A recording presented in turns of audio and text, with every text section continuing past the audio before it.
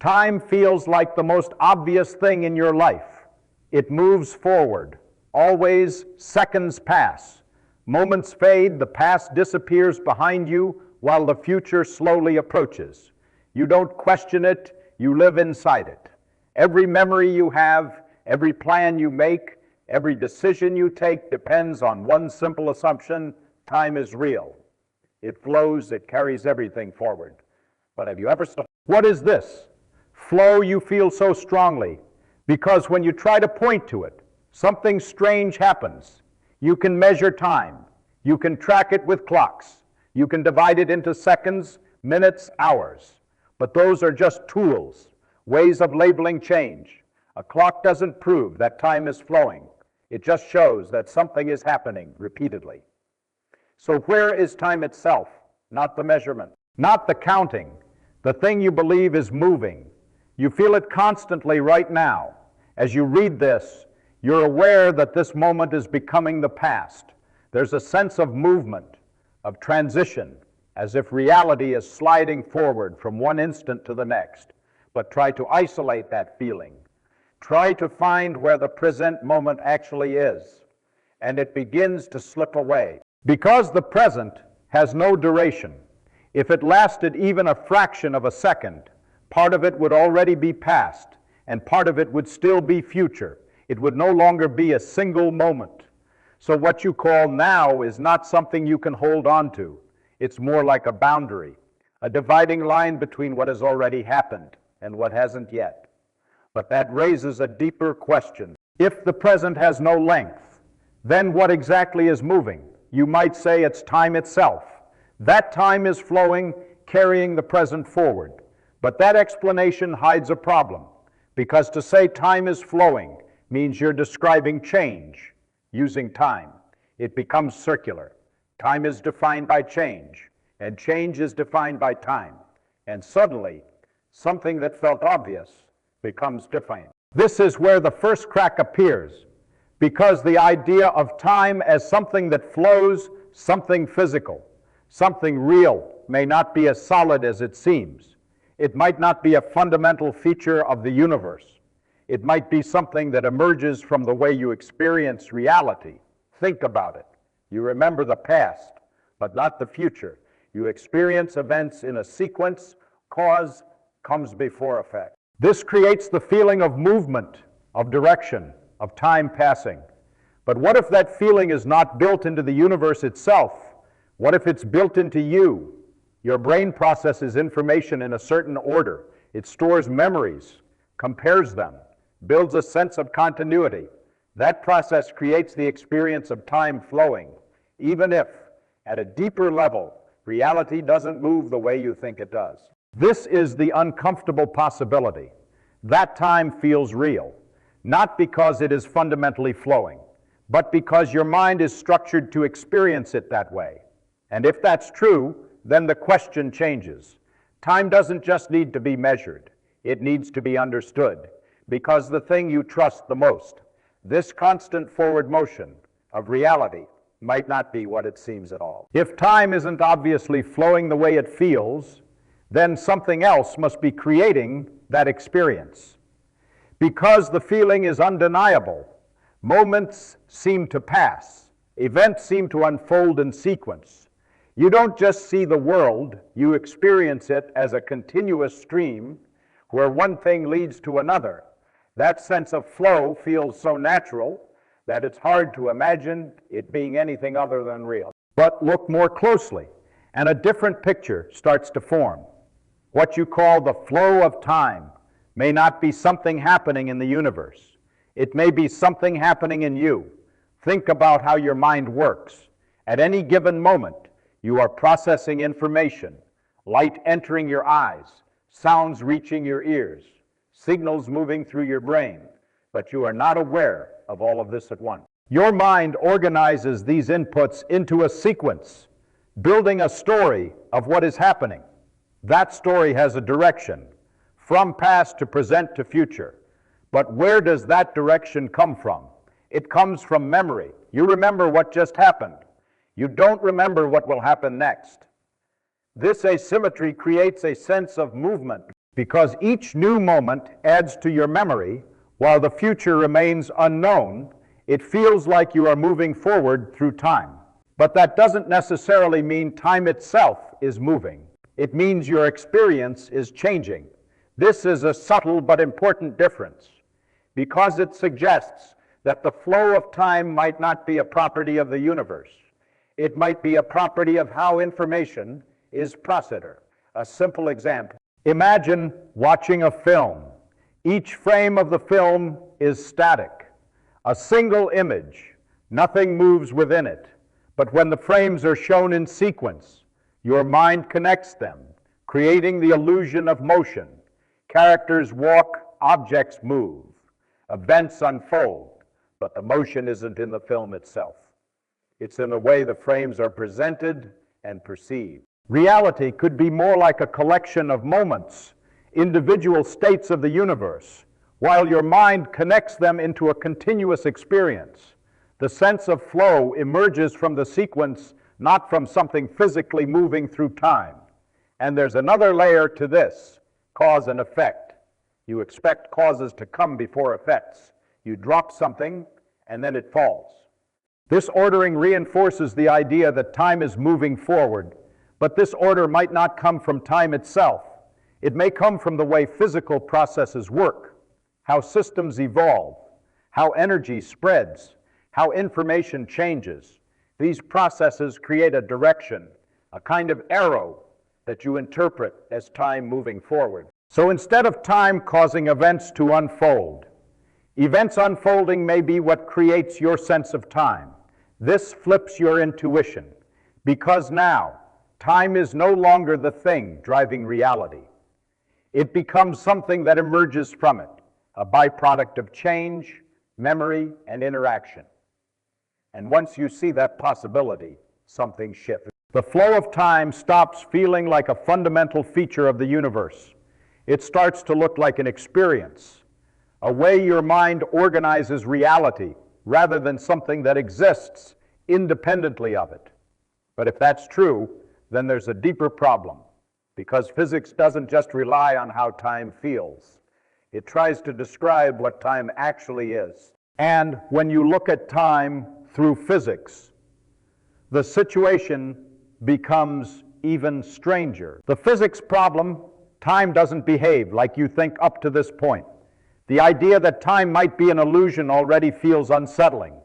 But physics makes the situation even harder to ignore, because when scientists began studying time carefully, they discovered something that directly contradicts your intuition. Time is not universal. It does not pass at the same rate for everyone. This is one of the central insights of modern physics, and it changes everything. In everyday life, you assume that time flows the same way for all observers. If two people start a clock at the same moment, you expect those clocks to stay synchronized, no matter what happens. But that assumption is wrong. Experiments show that time depends on motion and gravity. If you move fast enough, your time slows down relative to someone who is standing still. If you are in a strong gravitational field, your time passes more slowly compared to someone farther away. This isn't a perception, it's a measurable physical effect. Clocks actually tick at different rates. This idea was explored deeply by physicists like Richard Feynman, who emphasized that time is not a separate universal background. It is part of the structure of reality itself, and that structure behaves in ways that defy common sense. To understand this, you have to let go of the idea that time is flowing independently of everything else. Instead, think of time as something that is connected to space. You don't just exist in space, you exist in space-time, and your motion through that space-time determines how you experience time. If you are standing still, most of your motion is through time. But as you start moving faster through space, something changes. Some of that motion shifts away from time and into space. And because the total amount of motion remains constant, the part associated with time decreases. So time slows down. This isn't something acting on you. It's something built into the geometry of reality. Different observers take different paths through space-time, and those paths result in different experiences of time. There is no single clock that governs everything, no universal now that applies everywhere. This leads to a strange consequence. Two people can disagree about the timing of events, and both can be correct. What one observer considers simultaneous, another may see as happening at different times. The order of events can depend on how you are moving. That's not a flaw in measurement. It's a feature of reality, and it breaks one of your deepest assumptions, because you expect time to provide a consistent framework for everything that happens, a shared stage where events unfold in a fixed order. But physics shows that this stage is flexible, shaped by motion and gravity. Time is not the same for everyone. It bends, stretches, and shifts depending on the situation. And once you accept that, something becomes clear. The simple idea of time, the one you experience every day, cannot be fundamental. Because if time can change, if it can slow down or speed up depending on conditions, then it is not an absolute feature of reality. It is something more complex, something that depends on deeper structures, and that leads to a more radical possibility. What if time is not just flexible? What if it isn't fundamental at all? By now, the idea of time has already changed. It's no longer a simple, universal flow. It stretches, slows down, and depends on how you move. But even that might not be the deepest level of the story, because some of the most advanced ideas in physics suggest something even more unsettling. Time might not exist in the way you think it does. Not just different, not just relative, but not fundamental at all. This is where the question becomes more serious, because if something is fundamental, it means everything else depends on it. Space might be fundamental, energy might be fundamental, but time might not be. It might emerge from something deeper. Think about that carefully. Instead of time being a basic ingredient of the universe, it could be something that appears only at larger scales, something that arises from the relationships between more basic elements, like a pattern emerging from simpler rules. You've seen this kind of thing before. Temperature, for example, feels like a real physical property. You can measure it, feel it. But temperature doesn't exist at the level of individual particles. A single particle doesn't have a temperature. Temperature only appears when you have many particles interacting. It's an emergent property. Time might be similar. At the deepest level, the universe could exist as a collection of relationships, configurations, or states without any built-in sense of time flowing between them. No before and after in the usual sense, just structure. And from that structure, time appears, not as something fundamental, but as something that emerges when systems become complex enough, when change, memory, and interaction begin to create an ordered sequence. This idea sounds extreme because it removes one of the most basic features of reality. But there are reasons to take it seriously. Some of the equations used in fundamental physics don't even include time in the way you expect. They describe relationships between states without requiring a universal clock ticking in the background. Time in those cases is not built into the foundation. It's something that has to be recovered later. That suggests something important. Time might not be part of the universe at its deepest level. It might be something that appears when you look at the universe in a certain way, when systems evolve, when information changes, when observers exist. This doesn't mean time is an illusion in the sense of being fake or meaningless. It's real in the same way that temperature is real. It can be measured. It plays a central role in how the world behaves at the scale you experience. But it may not be fundamental, and that distinction matters, because if time is emergent, then the way you experience it, the flow, the direction, the sequence, may not reflect the true structure of reality. It may be a higher level description, a useful way of organizing something deeper and more complex. And once you consider that possibility, the final question becomes unavoidable.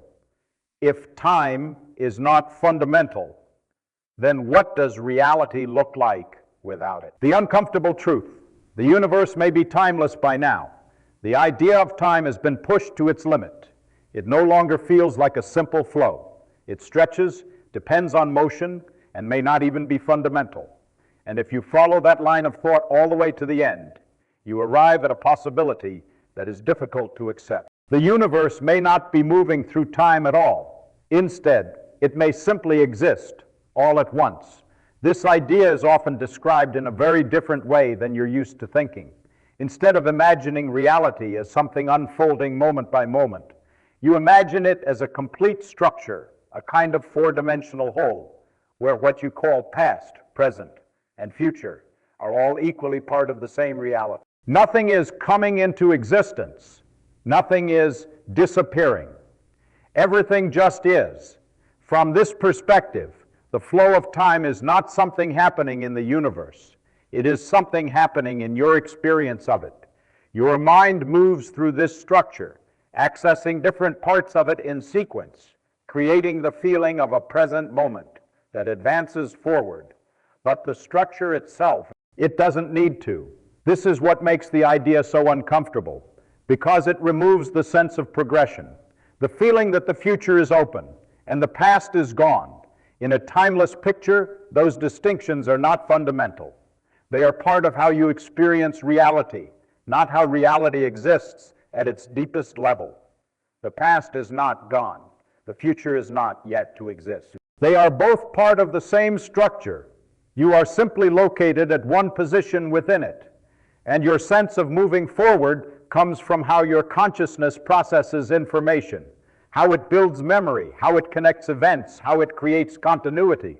This doesn't mean your choices don't matter.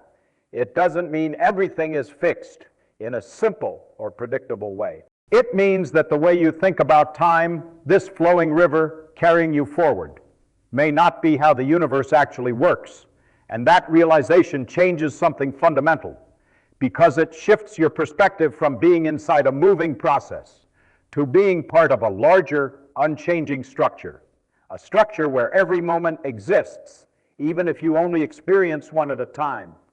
This is not an easy idea to accept. It conflicts with intuition, with experience, with the way you understand cause and effect, but it is a natural consequence of taking the physics seriously, of following the implications of relativity and deeper theories without forcing them to match everyday thinking.